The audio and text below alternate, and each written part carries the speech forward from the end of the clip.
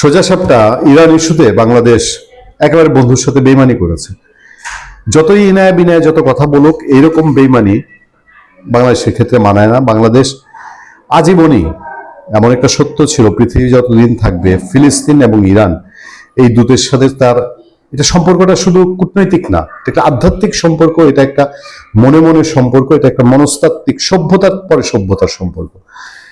সেই সম্পর্কটা আমেরিকার দালালি করতে গিয়ে, আমেরিকার মন রাখতে গিয়ে এবং আমেরিকার সমর্থন পুষ্ট মানুষ যিনি ইউনূস সরকারের সময় বহাল তবিয়তে বাংলাদেশের খুব টপ জায়গায় ছিলেন, নিয়ন্ত্রকের জায়গায়, ইউনূস সরকারের নিরাপত্তা উপদেষ্টা, পরে বর্তমান তারেক রহমান সরকারের পররাষ্ট্রমন্ত্রী বনে গেলেন, সেই ডক্টর খলিলুর রহমান। এটা বুঝতে আর বাকি থাকে না। ডক্টর খলিলুর রহমানের নিশ্চয়ই খুব খারাপ লাগে যখন ইরানের মিসাইল গিয়ে আমেরিকার ঘাঁটিতে হামলা দেয়, বা ইরানের মিসাইল গিয়ে আমেরিকার আরো বড় বড় দালাল সৌদি আরব বা দুবাইয়ে আশ্রয় পড়ে। নিশ্চয়ই কলিজায় ঘা লাগে। আর না হলে এই বন্ধু ইরানের সাথে বাংলাদেশ এই বেমানি করতে পারতো না। কি বেমানি করেছে সে?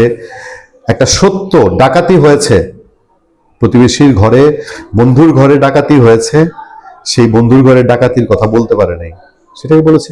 তো অনাকাঙ্ক্ষিত পরিস্থিতি এরকম আর কি। এবং ডাকাতের নামে নিন্দা জানাতে পারে নাই, ডাকাতে বলতে পারে নাই তুই ডাকাতি করছিস।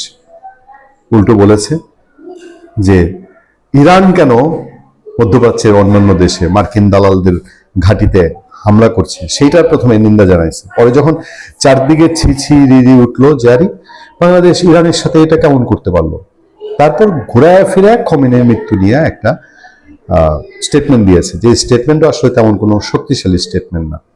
ইরানের রাষ্ট্রদূত তার মনের রক্তক্ষরণের কথা খুলে বলেছেন যে বাংলাদেশ সহায়তা করতে না পারুক, অন্তত মুখ দিয়ে, মুখের ভাষায় পাশে থাকুক। সেই প্রেক্ষাপটে সংসদে কিছু আলোচনা হয়েছে। সেই আলোচনার প্রেক্ষিতে আবার পররাষ্ট্র মন্ত্রণালয় একটা ব্যাখ্যা দিয়েছে। কি সেটা?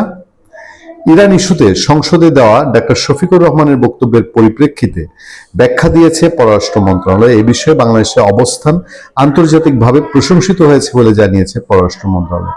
কোথাও তো কোনো নিউজ দেখলাম না এক আমেরিকান দালালি ছাড়া বা আমেরিকান গোষ্ঠীর, আমেরিকার বলয়ের বাইরে কেউ এটাকে প্রশংসা করেছে। বোঝা খুব দায়ক। আমাদের তো কোনো নিউজ চোখে পড়েনি যে বাংলাদেশ খুব স্ট্র্যাটেজিক্যাল অবস্থান নিয়েছে ইরান যুদ্ধ নিয়ে। কোথাও কোনো আলোচনা হয়েছে? বৃহস্পতিবার সংসদে ডক্টর শফিকুর রহমান প্রশ্ন তুলেছিলেন, বন্ধু রাষ্ট্র কেন বলছে দুঃসময়ে আমাদের পাশে পায়নি? বন্ধু রাষ্ট্র কেন বলছে দুঃসময় আমাদের পাশে পায়নি? এই বক্তব্যের পর শুক্রবার আনুষ্ঠানিকভাবে প্রতিক্রিয়া জানায় পররাষ্ট্র মন্ত্রণালয়, মানে 1 মেতে, মের 1 তারিখ, আমি আজ যেদিন কথা বলছি। মন্ত্রণালয় জানায়, চলমান উপসাগরীয় পরিস্থিতিতে বাংলাদেশ ভারসাম্যপূর্ণ গঠনমূলক নীতি অনুসরণ করেছে, যা সংশ্লিষ্ট দেশগুলো ইতিবাচকভাবে দেখেছে। মানে ওইটাই বাংলাদেশ যে স্ট্র্যাটেজি নিয়েছে, যে আমেরিকার যে দালাল ফালাল আছে, আমেরিকার সহ প্রভু আমেরিকা, তারা এটার ইতিবাচকভাবে দেখেছে। উদাহরণ হিসেবে বলা হয় বাংলাদেশে থাকা ইরানের দূতাবাস এক বিবৃতিতে বাংলাদেশের অবস্থানের প্রশংসা করেছে। ইরানের রাষ্ট্রদূত কি বলেছেন আমরা পড়িনি, আমরা দেখিনি, আমরা শুনিনি। ইরানের রাষ্ট্রদূত তার কষ্টের কথা বলেছিলেন। একই সঙ্গে বিবৃতিতে গণমাধ্যমে বক্তব্যের খণ্ডিত অংশ প্রচার নিয়ে অসন্তোষ প্রকাশ করা হয়েছে বলে জানায় মন্ত্রণালয়।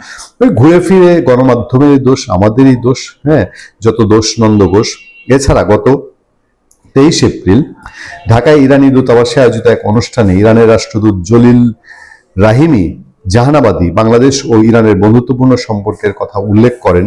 সেই সঙ্গে কঠিন সময়ে ইরানের জনগণের পাশে থাকার জন্য বাংলাদেশকে ধন্যবাদ জানান। ইরানের জনগণের পাশে বাংলাদেশের সরকার থাকুক আর না থাকুক, বাংলাদেশের জনগণ আছে। আর খণ্ডিত অংশ মিডিয়া প্রকাশ করেছে, নাকি খণ্ডিত অংশ আমাদের পররাষ্ট্র মন্ত্রণালয় পিক করছে? যেটুক পিক করলে তার জন্য সুবিধা, যেটুক নিয়ে বললে সুবিধা।